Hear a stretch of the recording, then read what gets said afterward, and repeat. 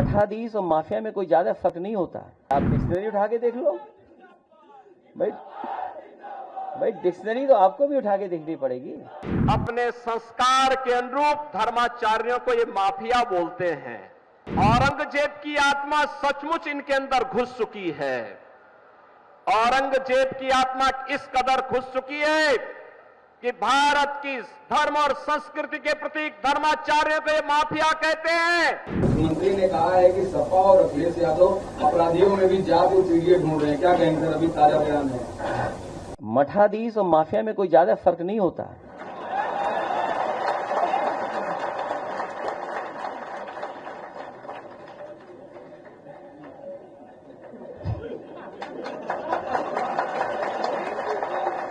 नहीं, अगर आप डिक्शनरी उठा के देख लो। इन लोगों को जब भी जनता जनार्दन ने शक्ति दी है तो इन्होंने उस शक्ति का दुरुपयोग किया है, वैसे ही जैसे किसी कालखंड में भस्मासुर ने किया था। आपकी ताकत से ही आपकी आस्था पर प्रहार।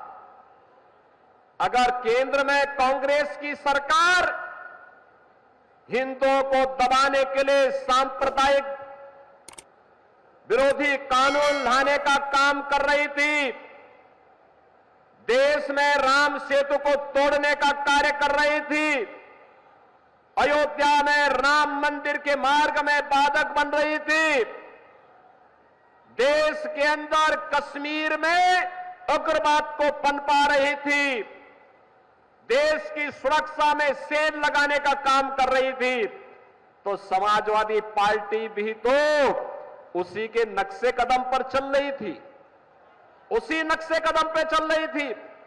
गुंडागिर्दी की चरम, अराजकता की चरम, हर दूसरे तीसरे दिन एक दंगा, हर माफिया के साथ इनके रिश्ते, और समाजवादी पार्टी तो ये माफिया और अपराधियों के सामने, दुर्दांत माफिया और अपराधियों के सामने नाक रगड़ते थे और अपने संस्कार के अनुरूप धर्माचार्यों को ये माफिया बोलते हैं।